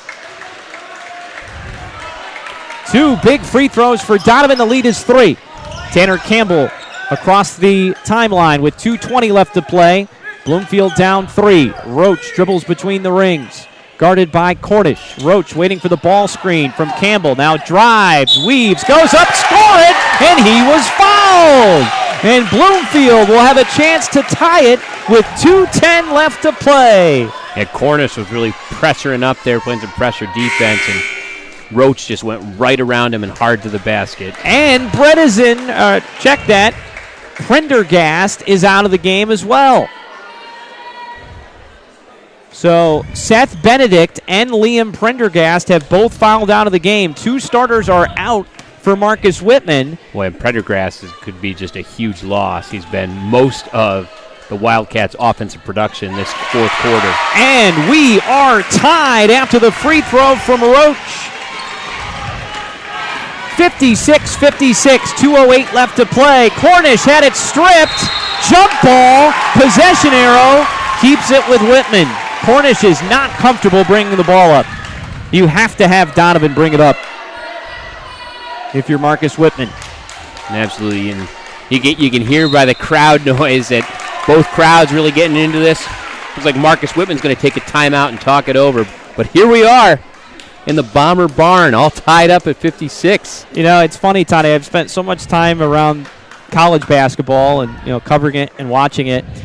And when I get back into high school mode, I forget how much high school players tighten up in big spots. Absolutely. It's just those college guys are just used to, whether it's AAU coming up all the way through those pressure situations, but, the heat gets cranked up when a team's coming back and you had the double-digit lead and you're trying not to turn it over.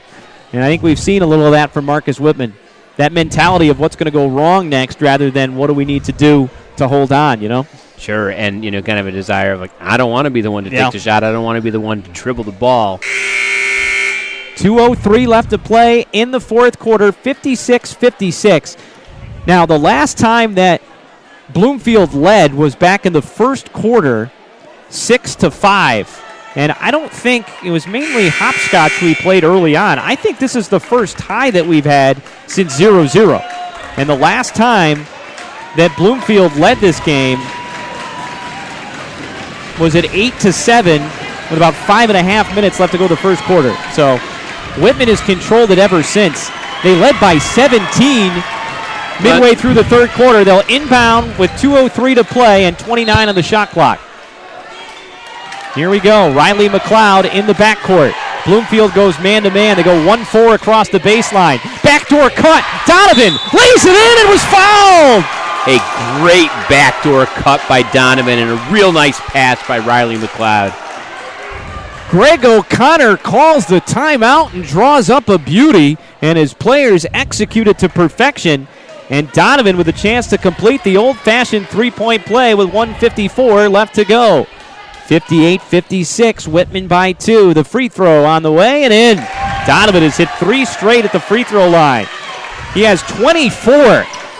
Bloomfield, we'll see if they have the answer. Down 3, 1:50 to play. Roche has it high post left. He wants to drive to the basket. The help defense is there. Draws the defense, kicks it down low, back out. Campbell for 3, almost banked it home.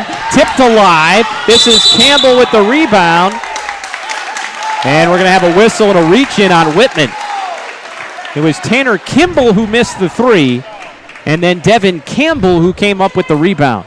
And now Devon Campbell will go to the free throw line. Clock stops with 1:35 left to play, and that'll be the third foul on Skylar Bredesen. And officials going to head over to the scorer's table now for a quick conversation. So 1:35 to play, 2 shots upcoming here for Devon Campbell with his team down by 3. Oh, there's confusion with the possession arrow. Possession arrow should be Bloomfield's because the last jump ball went over to Marcus Whitman. And they're going to try and sort that out. All right, they fixed the arrow. Yep, Good catch by somebody. They confer with the scorer's table. Now, and again, if you're Bloomfield, Tony, and not only do you want to hit the free throws, especially the second free throw to try and get points, but you want to set that press up. Yeah, the press has really rattled Marcus Whitman. Has really... and the first free throw is no good from Campbell. We've seen some of the guards of Marcus Whitman just really struggle against that pressure, with the exception of John Donovan. So you got to deny the ball to Donovan if you're Bloomfield. First, they got to make the free throw. Down 3, second shot on the way, missed it. And the rebound tipped all the way out to Bredesen. 1:35 left to go. Marcus Whitman basketball up 3. 2 big free throw misses on the opportunity there for Devon Campbell. Donovan has it wing left side. 25 of the shot clock. Swing pass as they go 4 quarters. Mcleod now will dribble along the sideline. Back top of the key. At this point, you got to play for the stop. You don't want to let it run down and commit the foul if you're Bloomfield. They almost did right there. Yeah. Mcleod all the way back to midcourt. Mcleod, crossover dribble, pull up with 8 on the shot clock, short. Rebound comes down to Mitch Bliss. Here comes Bloomfield. 1 minute left to go in regulation. Bloomfield trailing by 3. Geithner has it wing right side. Between the legs dribble matched up with Donovan. Man-to-man defense from the Wildcats. Campbell looks over to the bench, gets the offensive set, and we're going to have a whistle and a foul coming up against Marcus Whitman on the floor, but everything is 2 fouls with Whitman in the double bonus. And this time it's going to be Alex Roche headed to the free throw line. Whitman has been good in the second half from the free throw line, with the exception of the 2 misses we saw from Devon Campbell a moment ago. Roche is 4 of 6 from the charity stripe. First shot up and in. That cuts it to 2.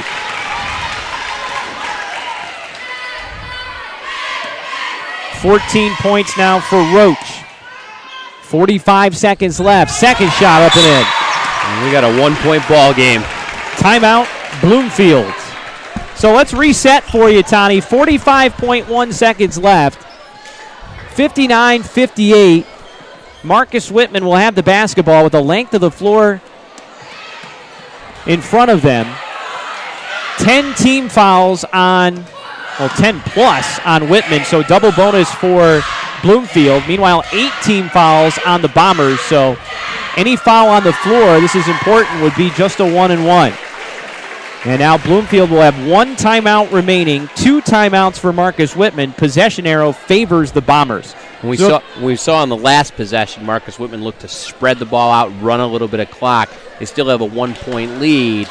They can take a decent amount of time off the clock, but then if they're not able to score, would allow for Bloomfield to be able to take the last shot of the game. Be interesting to see whether or not they attempt to go quickly to create a 2-for-1 situation. I don't like playing for the stop here if I'm Bloomfield. I trap the heck out of this in the full court, but if I cannot get a turnover, I commit the foul, extend the game, and put them on the line for the 1-and-1. With the way the offensive rebounds have gone, you don't want to let Whitman run it down and miss, and then they get an offensive rebound, and now you only got 10 seconds to work with. Here we go, length of the floor to travel. Mcleod to inbound. And they double-team Donovan as we expected. Mcleod inbounds it and gets it back from Stone. They're going to play for the stop. There's a 10-second differential between the game clock and the shot clock. Whitman ball up 1. Now they foul. So I would have done that about 8 to 10 seconds sooner, but they get the foul with 33.2 remaining. And again, this will be a 1-and-1. Tim Cornish is going to go to the free throw line with Whitman up 1. Cornish has not been to the stripe tonight. Looking into that student section. Bends the knees. First free throw. Buried it. Rattles it home. Tim Cornish. Ice water running through the veins. 2-point lead now for Whitman. Second shot. Boom. 61-58. 33 seconds left. Bloomfield down by 3. They don't have to have a three-pointer, and they're going to spend their last timeout. Interesting. Now you're out of timeouts, and you lose the luxury of being able to call a timeout after you make a basket here. So 27.7 remaining. It'll be Bloomfield basketball down 3, 61-58, and they will inbound on the sideline when we resume. Well, credit Tim Cornish, Tony. Those are a couple of calm as can be. A couple of big free throws. The student section is right behind there in this gymnasium, and nothing to it. The first one rattled around a little bit, and the second one, nothing but net. And you mentioned, I think it's the first time he headed to the line the entire game. He's been a real X factor tonight. He had those 2 big threes in the first half. He had a couple really nice assists, and he makes the 2 biggest free throws thus far tonight to make it 61-58. So both teams talking it over in the huddle right now. If you're Bloomfield, Tony, are you thinking three-pointer on this possession, or is it just best opportunity that presents itself? Well, I like going to the basket hard, but it's hard not to think that that they might have drawn up a play for a 3, having taken the time out there. Campbell will inbound. You have Kimball, Roche, Bliss, and of course Geithner. Meanwhile, Marcus Whitman breaks the huddle with Stone, Bredesen, Cornish, and Mcleod. 27.7 remaining. Shot clock is off. They get into the corner to Geithner. Immediately double team. They enter it to Bliss. He kicks out opposite wing.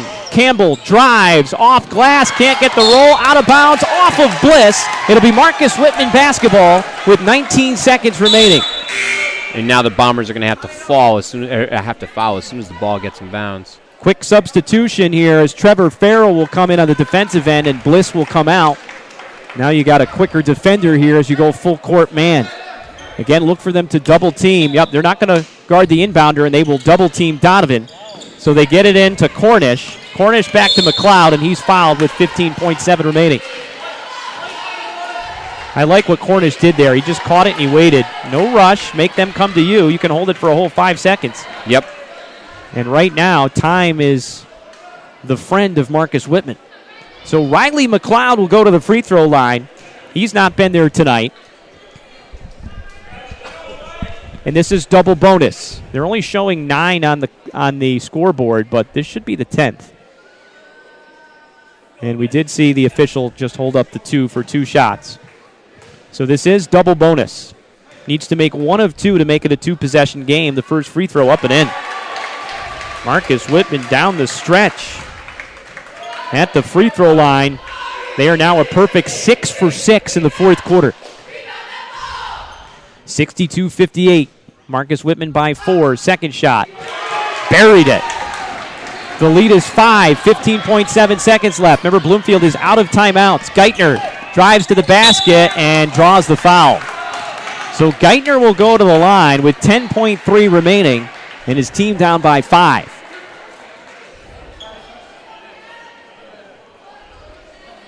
Well, really important that he makes both here, especially the second. You can set up the press. First free throw on the way and in. So that makes it 63-59. Whitman by 4. 10.3 seconds remaining. Again, Bloomfield out of timeout, so if he makes it, they'll have to slap the press on right away. Second shot, got the roll. The lead is 3. Whitman needs to inbound with 10.3 remaining. They get it into Donovan, and a quick foul by the Bombers. Nice job. Geithner makes both free throws, but again, Tony, he has just the 1 field goal here in the second half. Yeah, John Donovan's defense has been tremendous on Geithner throughout the game.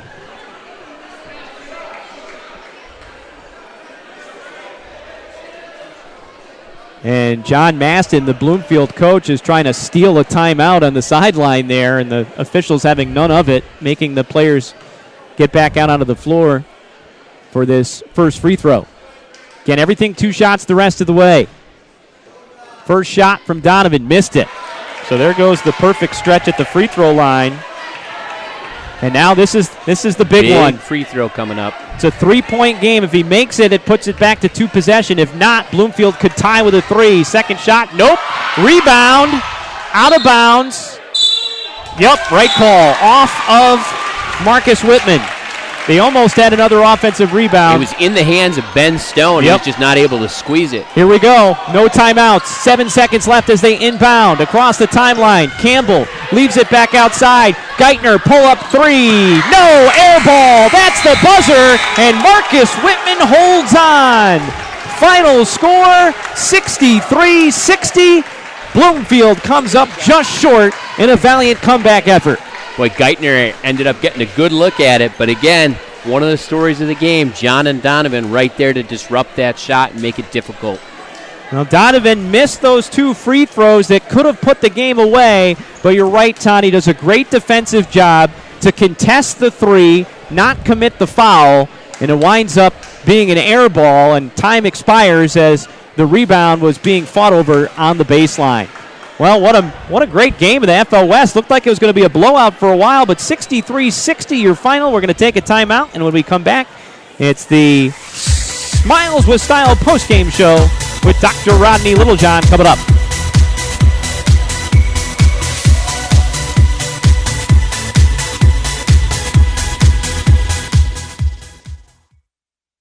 FingerLakes1.com's live coverage of Wayne Finger Lakes High School basketball is brought to you thanks to the support from Finger Lakes Partners. Insurance for your life, home, auto, and future. Trust someone who lives in your community. With offices in Geneva, Waterloo, and Victor, visit Finger Lakes Partners online at fingerlakesinsurance.com. Farrell Lumber and Building Supplies. Farrell Lumber has been a fixture in the Seneca Falls area for almost 60 years. Start planning your next home improvement project at FerraraLumber.com. Ferrara Lumber, supporting local high school athletes since 1959. Finger Lakes Construction Company is the #1 post-frame builder in New York State, providing complete building packages for a wide range of construction, including personal garages, commercial office complexes, municipal, equestrian, agricultural, dairy facilities, pole barns, and more. Visit them online at fingerlakesconstruction.com. The It's a Wonderful Run 5K Committee. It's a winter run like no other. Check out race videos, sign up for the next race, and learn how to get involved in the most popular holiday run around at itsawonderfulrun5k.com. Red's Place, serving great lunches daily in downtown Seneca Falls. Awesome daily specials, soup, and the best sandwiches in town. Check out their Facebook page for daily specials and their full menu. Next time you head out to see a movie, make it at the Omen Theater in downtown Lyons. You'll love relaxing in the modern, renovated theater that has the old-fashioned charm and character of the original house first opened in 1915. See what's playing this week at omentheater.com. Penny's Place Family Restaurant, located on 5 and 20 in Liberty Plaza between Seneca Falls and Waterloo. Well known for their large portions and home-cooked meals, a large selection of breakfast items, and everything from burgers, salad bar, and wraps for lunch. If you want a great meal while pinching a penny, come to Penny's Place. Jimmer's Auto offers a full inventory of late model cars, trucks, and minivans. Check out their full inventory online at jimmersauto.com. And for service, visit Stever's Garage on Fall Street in Seneca Falls. Jimmer's Auto and Stever's Garage, strong supporters of local high school athletes for over 40 years. Fed up with unresponsive web designers and getting nickeled and dimed for every small website update? Call fingerlakes1.com at 315-712-0104 and take control of your web presence. Since 1998, fingerlakes1.com has created and maintained nearly 1,000 websites for local businesses and organizations of all sizes. Aflac. When health changes for you or a loved one, it can change everything. But Aflac can help make sure the life you live is the life you never stop living. Learn more at aflac.com or contact Joe Calarco at 315-253-0495. And by Generations Bank, Little John Orthodontics, and Bill Cram Chevrolet.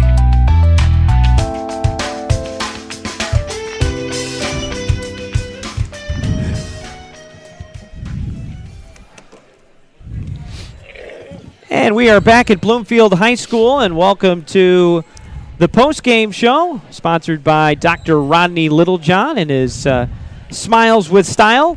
And we are joined now by one of the victorious Marcus Whitman Wildcats as they hold on for a 63-60 win here at Bloomfield High School. John Donovan joining us now. And, John, first of all, congratulations. You had it all the way, right? Yeah, thank you.